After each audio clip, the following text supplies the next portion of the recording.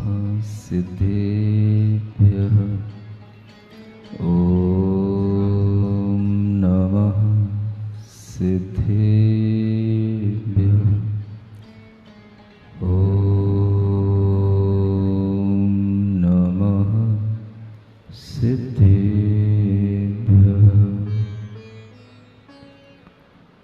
जयतस्तव पार्श्वस्य श्रीमद्भर्तुः पदद्वयम् क्षयं दुस्तरपापस्य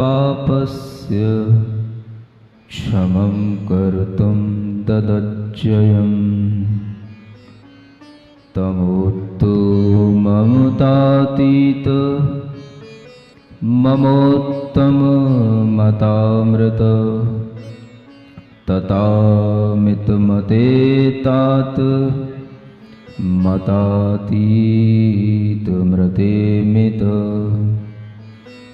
स्वचित्तपटया लिख्य जिनं चारुभजत्ययम् शुचिरूपतया मुख्य मिनं पुरो निजश्रियम्। देवादिदेव आदिम तीर्थंकर श्री ऋषभनाथ भगवान की, देवादिदेव श्री पार्श्वनाथ भगवान की, वर्तमान शासन नायक श्री वर्धमान महावीर भगवान की, परम पूज्य आचार्य गुरुवर श्री विद्यासागर जी महाराज की,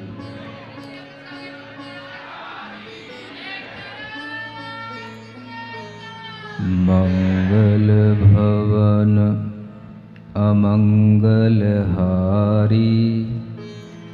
पारसनाथ जगत हितकारी सुख संपत सब ही घर आवे पारस कथा भविक जो गावे मोह महातम दलन दिन तप लक्ष्मी भरतार ते पारस परमेश मुझ हो सुमति दातार वामानंदन कल्पतरु जयो जगत हितकार मुनिजन जाकी आश करी जाचे शिव फल सार जाचे शिव फल सार। भगवान तीर्थंकर पार्श्वनाथ देवादिदेव की यह कथा संसार से पार उतारने वाली कथा है। संसार में आकर केवल संसार में लीला करना और संसार की लीला को दिखाना इस कथा का उद्देश्य नहीं है, किंतु यह ऐसी अलौकिक कथा है जो हमें संसार से कैसे पार हुआ जाता है इसका जीवंत परिचय कराती है।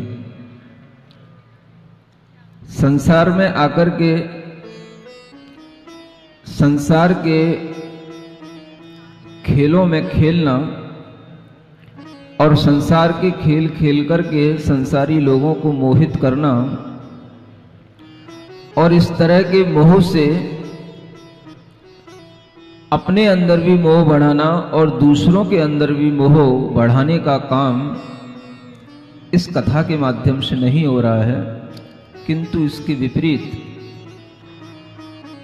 संसार में जीव का आना कैसे जन्म जन्मांतरों के पुण्य के और पाप के माध्यम से होता है ये भी यहां दिखाया जा रहा है।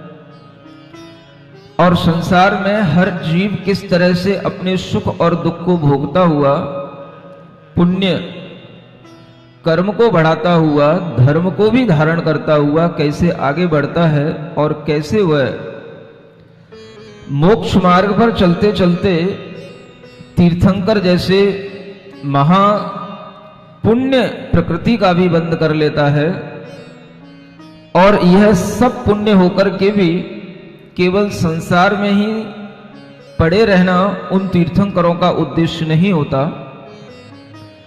संसारी जनों को केवल लीला दिखाना उनका उद्देश्य नहीं होता, किंतु संसारी जीवों को उनकी वास्तविक स्थिति से अवगत कराना उनका उद्देश्य होता है। यह कथा अपने आप में हम सभी जीवों के लिए अलग अलग तरह से उपदेश देने वाली है। इस कथा में हमें एक ये भी उपदेश मिलता है कि हर जीव अपने पुण्य पाप का फल भोगता हुआ खुद उन्नति या अवनत दशा को प्राप्त होता है।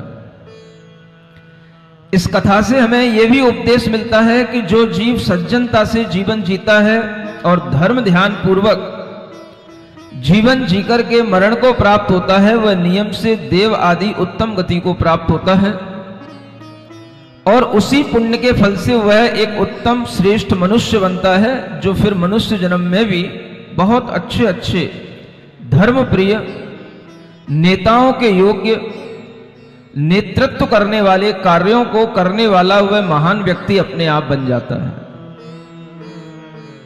नेतृत्व करना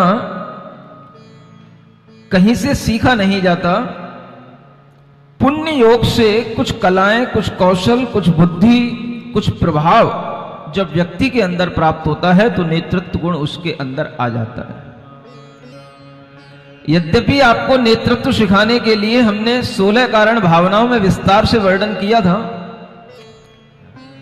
लेकिन वह नेतृत्व आपके लिए आज अगर बीज के रूप में वपन किया जाएगा तो उसका फल आगामी जीवन में दिखाई देगा। नेतृत्व करने के लिए हमें नेता बनना जरूरी नहीं होता है। नेतृत्व करने के लिए लोगों को सन्मार्ग पर ले जाने की कला सीखना जरूरी होता है कि हम कैसे लोगों को सन्मार्ग पर ले जाएं।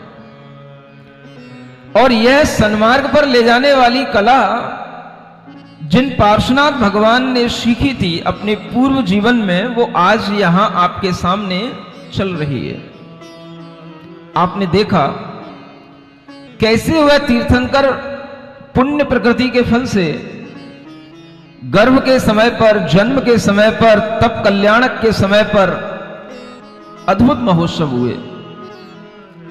और ऐसे महोत्सव यहां पर भी लोगों ने साक्षात देखे, और दूर दूर तक जो लोग देख रहे हैं, जान रहे हैं, उन्होंने भी पहली बार ये महसूस किया कि वास्तव में पंच कल्याणकों में क्या क्या होता है। ये हमें पहली बार विस्तार से जानने में आ रहा है। अनेक पंच कल्याणकों को भी जो लोग कर चुके हैं उनकी भी इस तरह से समाचार आते हैं।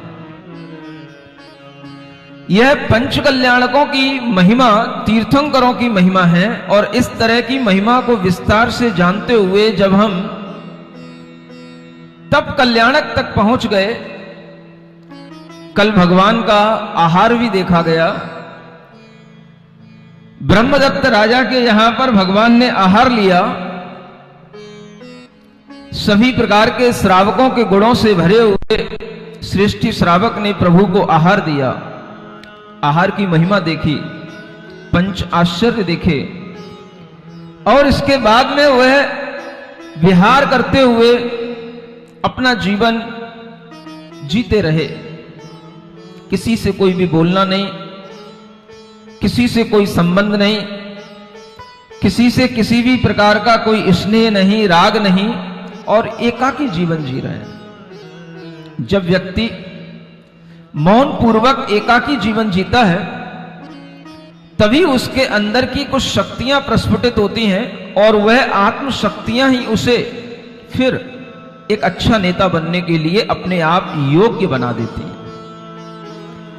नेतृत्व की खोज हमें भीतर करनी पड़ती है, और वह नेतृत्व की खोज अगर हम करते करते अपने आप में मौन हो जाएं, एकाकी साधना करें, तो हमारे अंदर खुद वह नेतृत्व के गुण उभर करके आ जाते हैं और हम खुद अपने आप में इस तरह की योग्यता हासिल कर लेते हैं कि अनेक लोगों को हम सन्मार्ग की ओर ले जा सकते हैं। चिंतन समूह की भी आज बैठक है, नेतृत्व की बात की जा रही है और यहां पर भी आपके सामने एक मोक्ष मार्ग के नेता, धर्म तीर्थ के नेता पार्श्वनाथ भगवान आपके सामने चल रहे हैं। यह नेता किस तरह से धर्म को आगे बढ़ा रहे हैं, इन्होंने कुछ नहीं किया, सिर्फ अपना जीवन जिया, अपना आचरण किया।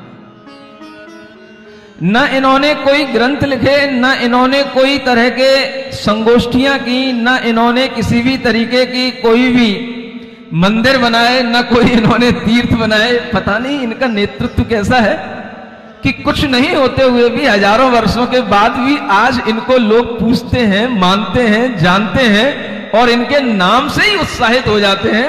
मुझे समझ नहीं आ रहा है अभी भी कि ये कौन सा नेतृत्व है।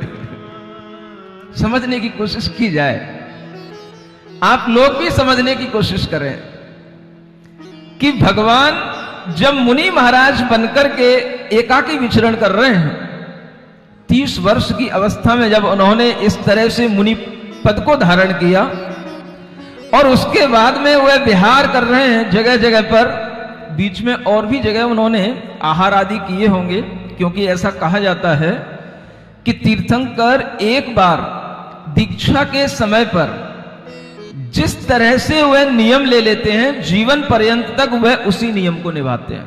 यानी एक बार अगर उन्होंने तेला के बाद पारणा की है तो आगे अब उनकी जितनी भी पारणा होंगी वो तेला के बाद ही होंगी। समझ में आ रहा? नहीं आया? आ गया? आगे भी उन्होंने आहार किए होंगे, आगे भी उन्होंने श्रेष्ठी श्रावकों को लाभ दिए होंगे, लेकिन उन सबका जिक्र उसमें नहीं आता। अगर जिक्र आता है तो वह सबसे पहले श्रेष्ठी श्रावक का आता है कि पहली बार दीक्षा के बाद में पारणा किसने कराई।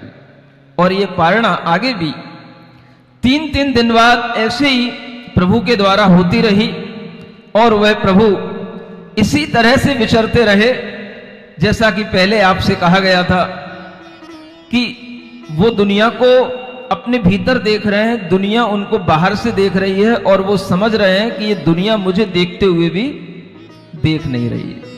वो भाव आज भी थोड़ा सा समझने योग्य है, उसको आज भी हमें भाने योग्य है कि वह भाव जो वह कर रहे हैं वो किस तरह का भाव है और उस भाव में एक मुनि महाराज किस तरह से रमण करते हैं। मैं हूं वो नहीं जो तुम्हें दिख रहा हूं, वो नहीं जो तुम्हें दिख रहा हूं, मैं हूं जो नजर से परे ही रहा हूं, मैं हूं जो नजर से न जाने कहां से यहां आ गया हूं, न जाने कहां से यहां आ गया हूं, मैं चेतन हूं तन में समाया गया हूं, मैं चेतन हूं तन में समाया गया हूं। क्या सोचते हुए वो विचार कर रहे हैं और क्या सोचते हुए वह विहार कर रहे हैं, ये आप भी इन भावों के साथ में अपने आप को जोड़ने की कोशिश करें। जो छूटा है मुझसे वो मेरा नहीं था, जो छूटा है मुझसे वो मेरा नहीं था, मैं बंधन से मुक्ति को अब पा रहा हूँ, मैं बंधन से मुक्ति को अब पा रहा हूँ, मैं हूँ वो नहीं जो तुम्हें दिख रहा हूँ, मैं हूँ जो नजर से परे ही। आज वह मोक्ष मार्ग की कठिन राह पर चल रहे हैं और कठिन राह पर चलते हुए भी बड़ी आसानी से चल रहे हैं। कुछ कारण है, वो कारण क्या है वो आपको समझना है, सुनना है। कठिन राह पर भी मैं आसान क्यों हूँ, कठिन राह पर भी मैं आसान क्यों हूँ, समझ कर भी सब कुछ मैं अनजान जो हूँ, समझ कर भी सब कुछ मैं अनजान जो हूँ। यहाँ मेरी मंजिल मेरे सामने है, यहाँ मेरी मंजिल मेरे सामने है, जो पाया न अब तक वो अब पा रहा हूँ, जो पाया न अब तक वो अब पा रहा हूँ। मैं हूँ वो नहीं जो तुम्हें दिख रहा हूँ, मैं हूँ जो नजर से परे ही रहा हूँ, मैं हूँ वो नहीं जो तुम्हें दिख रहा हूँ, मैं हूँ जो नजर से परे ही रहा हूँ। संयम के साथ विहार करते हुए अपने आत्मा के संयम के बाग में वो विहार कर रहे हैं और अपने समभावों में विहार करते हुए, एकाकी रहते हुए आत्मा के ज्ञाता दृष्टा स्वभाव में रमण करते हुए उन्हें जो आनंद आता है, जो एहसास होता है, वह एहसास आप लोगों को केवल सुनाया जा सकता है। एहसास उन्हीं को होगा जो सब प्रकार के बंधनों से मुक्त होकर, परिग्रहों से मुक्त होकर, निर्भीक होकर के एकाकी विचरण करते हैं और आत्मा के ही अपने समभाव में, ज्ञान दर्शन स्वभाव में लीन रहते हुए आनंदित रहते हैं। और उस समय पर जब उन्हें ऐसे आनंद की अनुभूतियां होती हैं तो ये विचार आता है, ये एहसास कैसा मुझे हो रहा है, ये एहसास कैसा मुझे हो रहा है, ये मुझको ही केवल नजर आ रहा है, ये मुझको ही केवल नजर आ रहा है। जुदा है जो मुझसे जुदा ही रहेगा, जुदा है जो मुझसे जुदा ही रहेगा। मैं अपने को अपने में ही पा रहा हूँ, मैं अपने को अपने में ही पा रहा हूँ, मैं हूँ वो नहीं जो तुम्हें दिख रहा हूँ, मैं हूँ वो नहीं जो तुम्हें दिख रहा हूँ।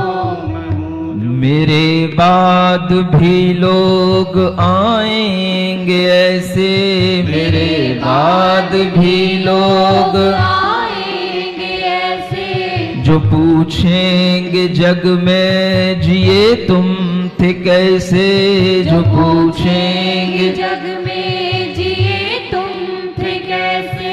कहूँगा मनाओ ये मृत्यु का उत्सव, कहूँगा मनाओ ये मृत्यु का उत्सव। मैं इस बार मर कर भी मरना रहा हूँ, मैं इस बार मर कर भी मरना रहा हूँ। मैं हूँ वो नहीं जो तुम्हें दिख रहा हूँ, मैं हूँ जो नजर से परे ही रहा हूँ। मैं हूँ वो नहीं जो तुम्हें दिख रहा हूँ, मैं हूँ जो नजर से परे ही रहा हूँ। वह मुनि पार्श्वनाथ भगवान अपने अंदर ही अंदर ये विचार कर रहे हैं कि दुनिया मुझे जिन नजरों से देख रही है वो मुझे देख नहीं सकती है।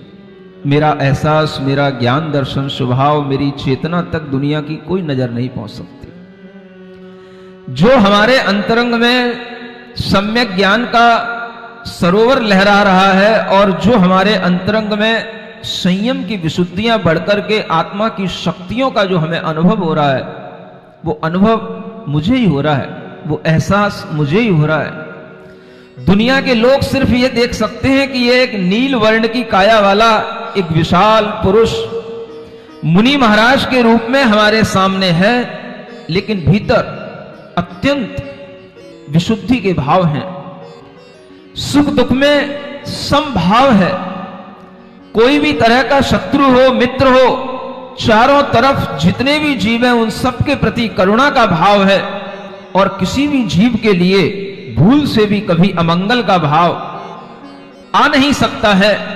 ऐसा विचार जिनके अंदर निरंतर चल रहा है, और जो रात दिन जागृत रहते हैं, शयन भी नहीं करते हैं, और निरंतर आत्म ध्यान में लगे हुए अपना समय व्यतीत कर रहे हैं, ऐसे मुनि महाराज पार्श्वनाथ भगवान अनेक वनों में विहार करते हुए किस तरह से उन वनों में आनंद छा रहा है, इसी बात को हम इस पार्श्व कथा के माध्यम से आगे पढ़ रहे हैं।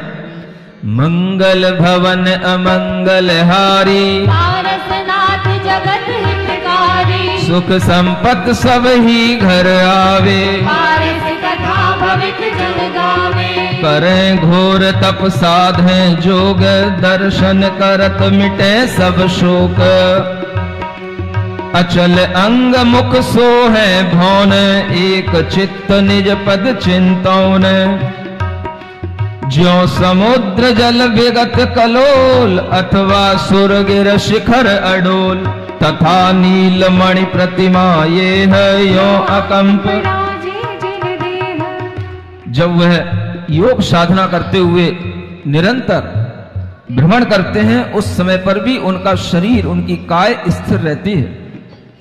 वह अपनी नेत्रों से इधर उधर भी नहीं देखते हैं, एक चित्त रहते हैं, और हमेशा अपना निज पद आत्म पद का ही चिंतन करते हुए इतने अडोल रहते हैं कि जैसे सुमेरु पर्वत पर जब उनका अभिषेक हुआ, मानो इसीलिए हुआ कि इन जैसा चारित्रवान निश्चल प्रतिमा योग धारण करने वाला इस दुनिया में कोई भी नहीं है।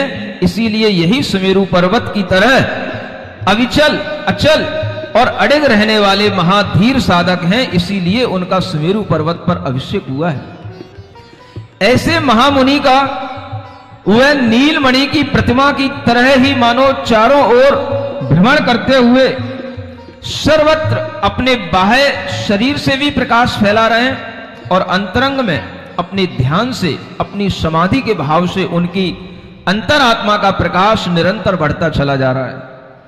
ऐसे वह मुनि पार्श्वनाथ भगवान जहां जहां पहुंचते हैं वहां वहां देखिए क्या होता है।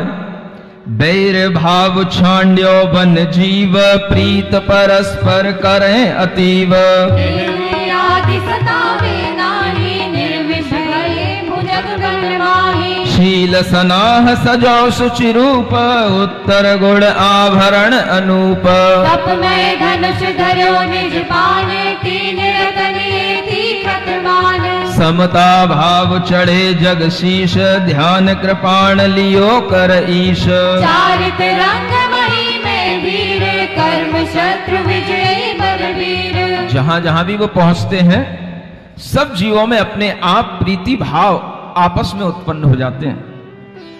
कोई भी जीव उनको सताता नहीं है।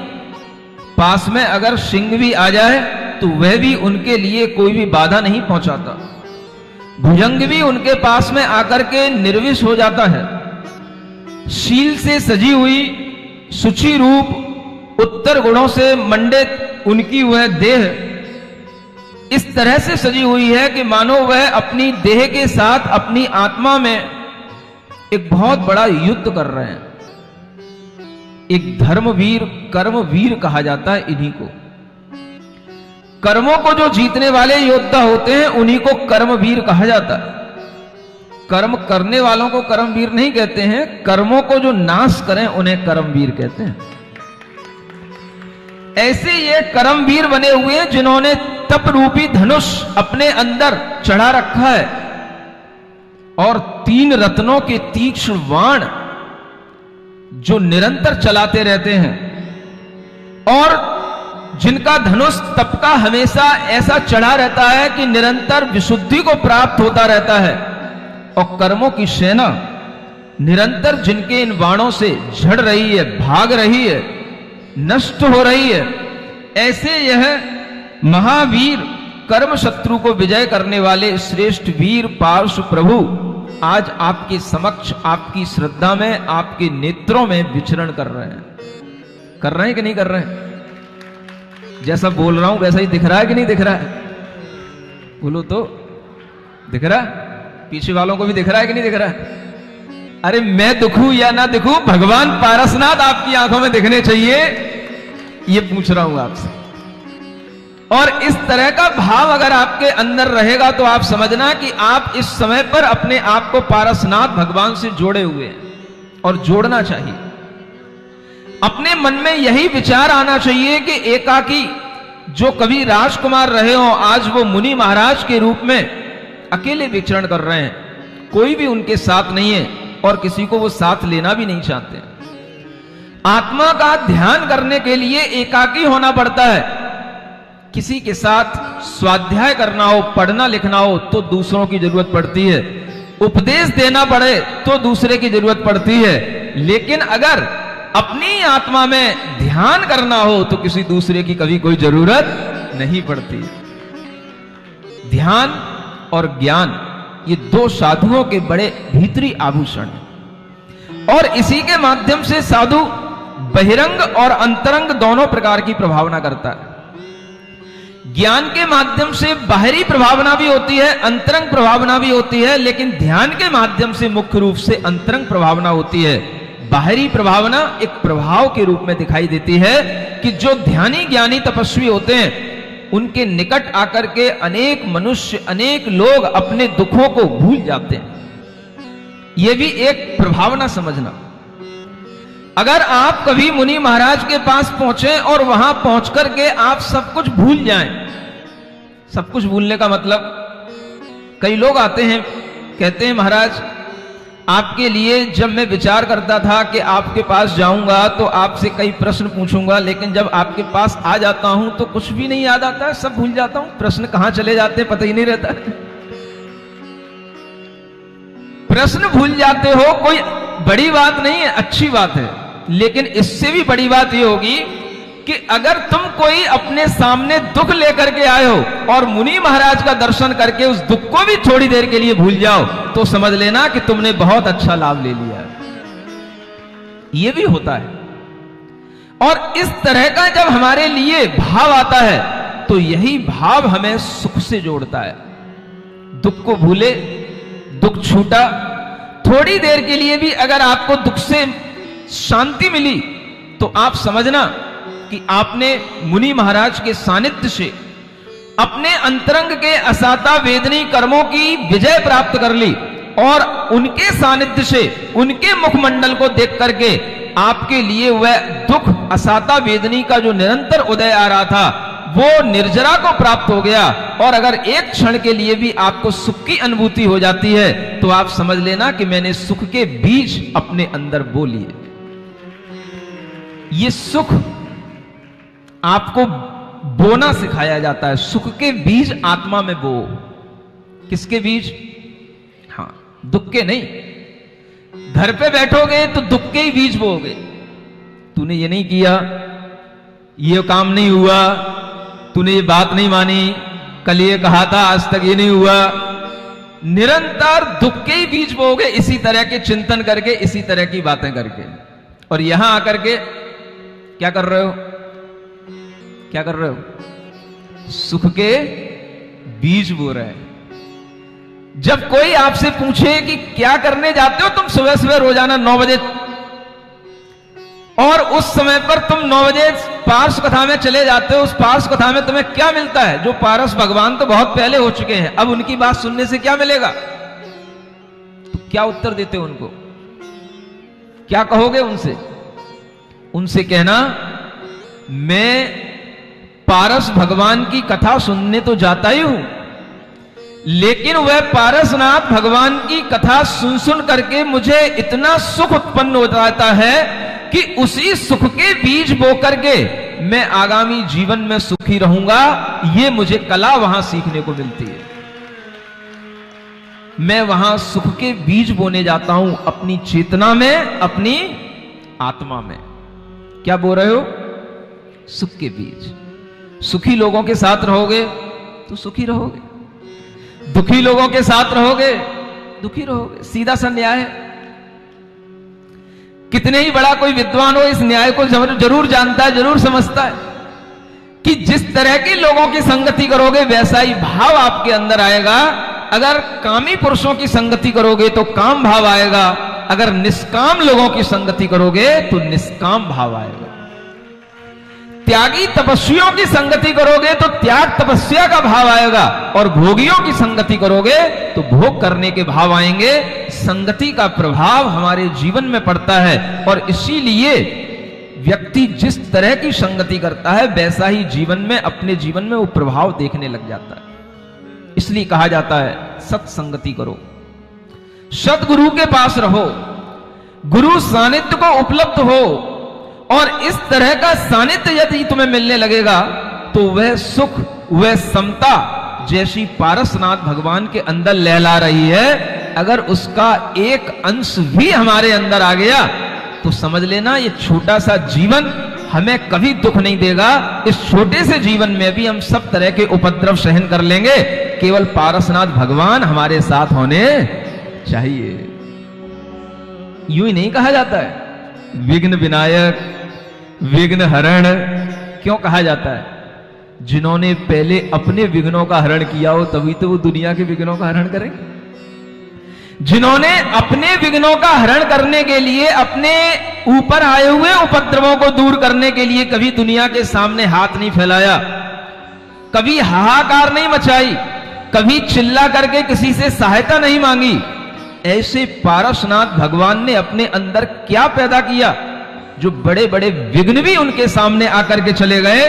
और यही चीज अब आपको देखना है, जिसके नाम से पारसनाथ भगवान की ख्याति है, ऐसा वह दृश्य अब आपके सामने आ रहा है जब कमठ के माध्यम से वह उपसर्ग किया जाता है। और वह उपसर्ग कब होता है, थोड़ी देर और सुनने की कोशिश करें। स्वामी की सब पर दया, सब ही के रख पाल, जग विजयी मोहादिरिपु, तिनके प्रभु क्षय काल। देखो पवन प्रचंड दूब न खंड दूबरी, मोटे विरक्ष विहंड बड़े बड़ो ही बल करें। कहा जा रहा है जो बड़े बड़े वृक्ष होते हैं उनके पास में बल भी बड़ा बड़ा होता है, और जब वो बड़ा बड़ा बल धारण करते हैं तभी बड़े बड़े फल दूसरों को दे पाते हैं। यो दुर्धर तप करत अति, धर्म ध्यान पदलीन, 4 मास छदमस्त जिन, रहे राग मलहीन। 4 महीने उनके बीत गए हैं। छदमस्त अवस्था का उनका एक काल माना जाता है, कितना? 4 महीना। भगवान महावीर स्वामी के लिए तो 12 वर्ष लगे थे, लेकिन भगवान पारसनाथ को केवल अपने जीवन में 4 महीने लगे। और 4 महीने के उपरांत क्या होता है? सब लोग पीछे तक तैयार हैं? मंगल भवन अमंगल हारी, पारसनाथ जगत हितकारी, सुख संपत सब ही घर आवे, पारस कथा भविक जो गावे। सबके नारियल हिलने चाहिए। नारियल समझ रहे हो ना आप? तो कह दो महाराज अब तो समझदार हो गए इतनी कथा सुनते सुनते। एक दिवस दीक्षा वन जहां, जोगलीन प्रभु निवसे तहां, काउ सगतन विगत विरोध, ठाणे जिनवर जोग निरोध। एक दिन वहीं पहुंच गए वो पार्श्वनाथ भगवान जहां उन्होंने दीक्षा ली थी। ये भी एक संयोग है। उसी दीक्षा वन में पहुंच करके वह योग में लीन हो गए, कायोत्सर्ग से अपने शरीर से ममत्व को छोड़ करके ध्यान अवस्था में खड़े हो गए। और उसी समय पर वह जीव सामने आता है जो बहुत कम हमारे सामने आ रहा है, बीच बीच में आ रहा है, अपना रोल अदा करके चला जाता है।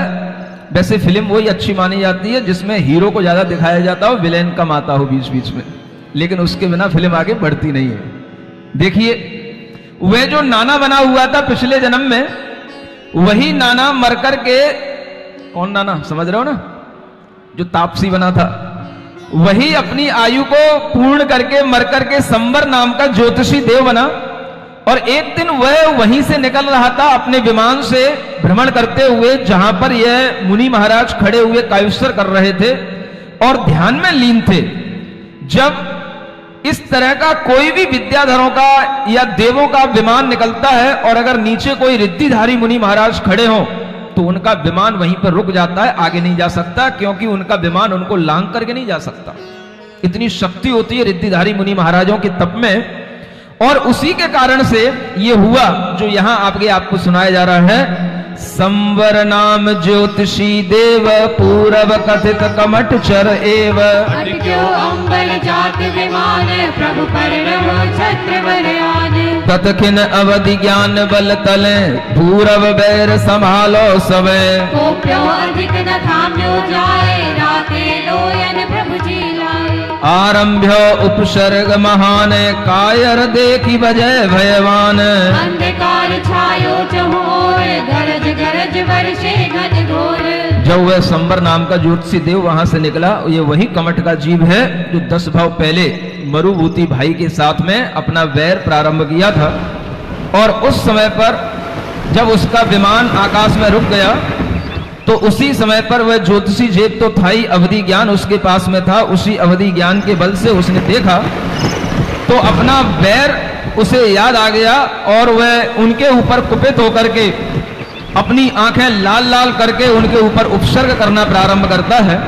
आरंभ्यो उपसर्ग महान कायर देखी भजे भयवान, अंधकार छायो गरज गरज वर्षे घन घोर। धरे नीर मुसलोपम धार वक्र बीज बल के विकार, कूड़े गिरिधर वर पंचाल वृद्धा वायु बल विकराल। और वह ऐसा घोर उपसर्ग हुआ, चारों ओर अंधकार छा गया।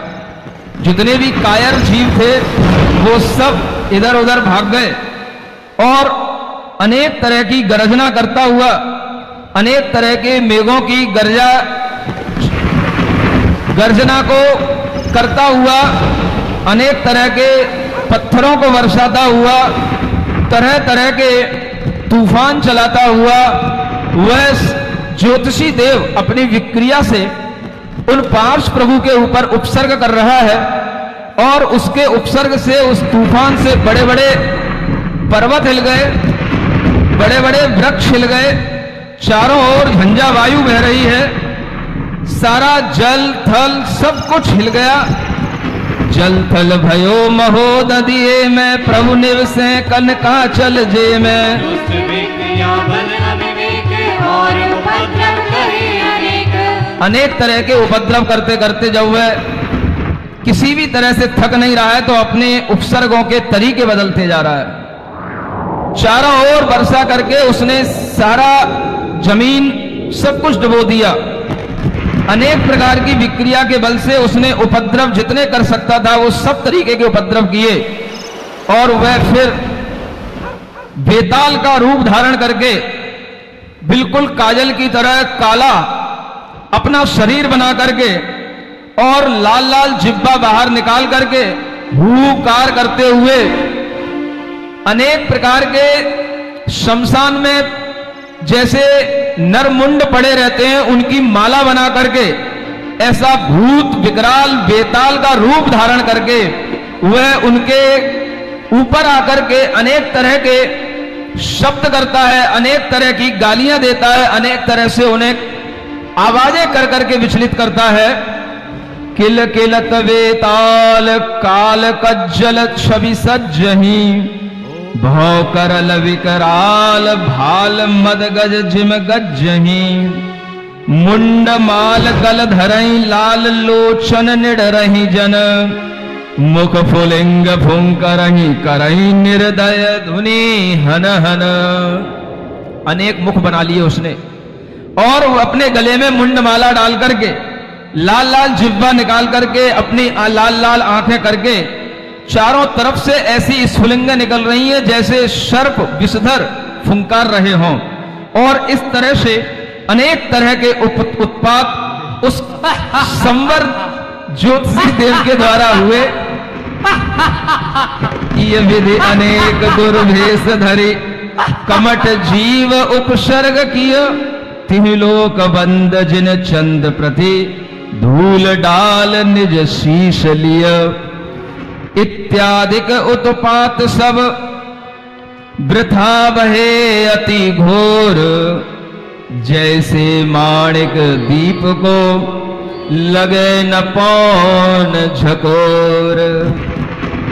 प्रभु चित्त चलियो न तन हलियो, टलियो न धीरज ध्यान। इन अपराधी क्रोधवश करी वृथा निज हान।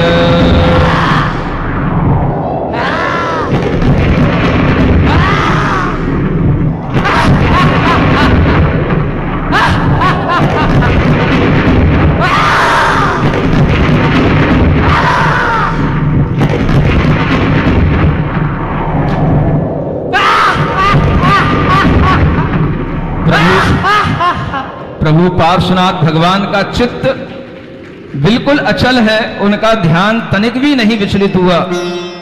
और उस अपराधी ने क्रोधवश अनेक प्रकार के पाप कर्मों का बंध अपने लिए कर लिया।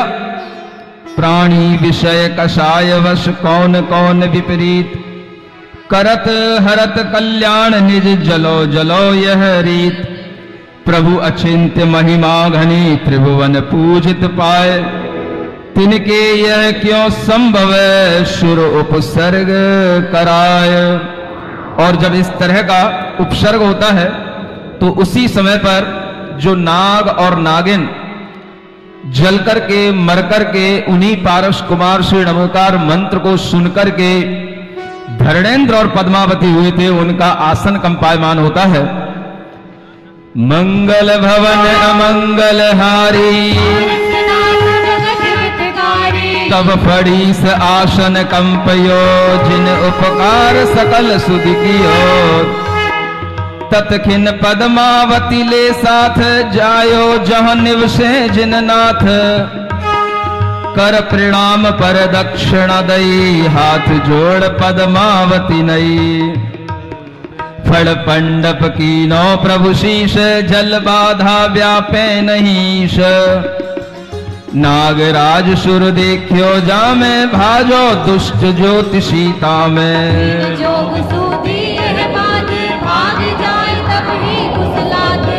जब वह धरणेन्द्र और पद्मावती उस भवन लोक से निकल करके, पाताल लोक से निकल करके वापस इस मध्य लोक में आते हैं और यहां आकर के देखते हैं कि जिनके प्रभाव से मैं एक त्रियंच की पर्याय से यह देव का रूप धारण किया हूं, आज मैं उन्हीं पारसनाथ भगवान को देख रहा हूं कि उनके ऊपर एक कमठ उपसर्ग कर रहा है, एक देव उपसर्ग कर रहा है। तो उस उपसर्ग का निवारण करने के लिए दोनों धरणेन्द्र और पद्मावती आते हैं, उन प्रभु की प्रदक्षिणा देते हैं और हाथ जोड़ करके उनके चरणों में नमन करके चारों ओर फड़ा मंडप को, चारों ओर उस अपने फण को फैला करके उन भगवान के चारों ओर जैसे ही वो फण लगा लेते हैं, पद्मावती भी उन भगवान के ऊपर छत्र तान करके खड़ी हो जाती है और उसी समय पर वह ज्योतिषी देव भाग जाता है और वह ज्योतिषी देव का उपसर्ग उसी समय पर जब दूर होता है तो सारा कोलाहल मिट जाता है। अब सब कोलाहल मिट गए, प्रभुत्तम थानक थिर भय। विकल्प रहित चिदात्म ध्यान, करें कर्म क्षय हेत महान। सात प्रकृति चौथे गुण ठान, पहले नाश करी भगवान। अब यहाँ धर्म ध्यान बल धीर, प्रकृति जीती बलवीर। प्रथम शुक्ल पद सो परिणय, क्षिपक श्रेणी मार्ग पर ठय। प्रकृति क्षति सनवय क्षय करी, लोक प्रकृति प्रभु हरि। एकादशम उलंग पदे, चढ़े 12वें ठान। प्रकृति जहाँ 16 तहाँ, नाश करी अवसान। इधर जैसे ही यह उपसर्ग शांत हुआ, प्रभु अपने धर्म ध्यान में और वृद्धि करते हुए शुक्ल ध्यान को प्राप्त हो रहे हैं। उनके अंतरंग में वह क्षपक श्रेणी पर आरूढ़ होकर के वह शुक्ल ध्यान के प्रभाव से 8वें, 9वें, 10वें गुण स्थानों में चढ़ते हुए 12वें गुण स्थान को प्राप्त होकर के वह कर्म प्रकृतियों को नाश करके एक साथ जब वह ज्ञानावरण, दर्शनावरण, मोहिनी और अंतराय सभी कर्म प्रकृतियों का नाश कर देते हैं, तो कर्मों की 63 प्रकृतियों को नाश करके वह प्रभु केवल ज्ञान को प्राप्त होते हैं। इय विधि 63 प्रकृति निवार, घाते कर्म घाती आचार, चेत अंधेरी 14 जाने उपजो। प्रभु के पंचम ज्ञान। और प्रभु को वह 5वां ज्ञान केवल ज्ञान उत्पन्न हो जाता है, जिस केवल ज्ञान की पूजा करने के लिए चारों निकाय के देव स्वयं स्वर्ग से आकर के महोत्सव मनाने लग जाते हैं। सारा उपसर्ग क्षण भर में टल गया और क्षण भर में ही प्रभु को केवल ज्ञान प्राप्त होकर के प्रभु के लिए अनेक तरह के देव आकर के आनंद मनाने लग जाते हैं। और उसी आनंद भाव में जैसा आप आनंद मना रहे हैं, ओम अरहम, ओम अरहम, ओम अरहम, ओम अरहम, ओम अरहम बोल, ओम अरहम, ओम अरहम बोल, ओम अरहम, ओम अरहम, ओम अरहम बोल। सभी कार्य की सिद्धि से तू पहले इसको बोल, सभी कार्य की सिद्धि से तू पहले इसको बोल। ओम अरहम, ओम अरहम, ओम अरहम बोल, ओम अरहम, ओम अरहम, ओम अरहम बोल। सभी कार्य की सिद्धि से तू पहले इसको बोल, सभी कार्य की सिद्धि से तू पहले इसको बोल। लागे लगन ले लो अपनी शरण तुमसे, लागी लगन ले लो अपनी शरण। पारस प्यारा मिलो मिलो जी संकट हमारा, मिलो जी संकट हमारा। तच्चयति परम ज्योतिः समं समस्तैरनंत पर्यायहि, दर्पण तलैव सकला प्रतिफलति पदार्थ मालिका यत्र। आज प्रभु ने वह कैवल्य ज्ञान ज्योति को प्राप्त कर लिया है, जिस ज्योति में, जिस आत्मा के प्रकाश में सारा जगत, चर और अचर सभी पदार्थ जिनके केवल ज्ञान में हाथ में रखे हुए आंवले की तरह झलक रहे हैं, और वह अपनी दिव्य परम औदारिक देह से अपने अंतरंग में केवल ज्ञान से प्रकाशित होते हुए 5000 धनुष प्रमाण ऊपर आकाश में जाकर के विराजमान हो गए हैं। 5000 प्रमाण धनु उपजत केवल ज्ञान, अंतरिक्ष प्रभु तन भयो ज्यों शशि अंबर थान। बोलो भगवान के केवल ज्ञान कल्याणक की, भगवान के केवल ज्ञान कल्याणक की, भगवान के केवल ज्ञान कल्याणक की, भगवान की केवल ज्ञान ज्योति की, पार्श्वनाथ भगवान की, पार्श्वनाथ भगवान की, पार्श्वनाथ भगवान की।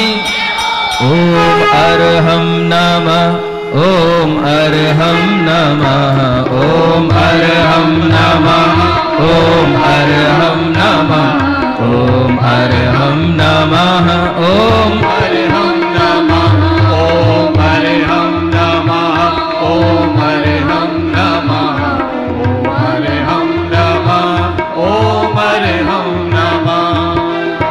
कल चतुर्दशी है और भगवान को चतुर्दशी को ही केवल ज्ञान की प्राप्ति हुई है। आज 13 जरूर है, लेकिन समोसरण भगवान का कल केवल ज्ञान के साथ में चतुर्दशी को ही लगेगा। और वह केवल ज्ञान की प्राप्ति होने के बाद में किस तरह से देव आते हैं, कैसा समोषण लगता है, समोषण क्या होता है, यह सब भी आप देखना न भूलें। केवल ज्ञान का महोत्सव, भगवान के समोषण का वैभव जब व्यक्ति देख लेता है तो उसके अंतरंग का मिथ्या अहंकार अपने आप दूर हो जाता है। ऐसा सारा वैभव आपके सामने आगे आने वाला है।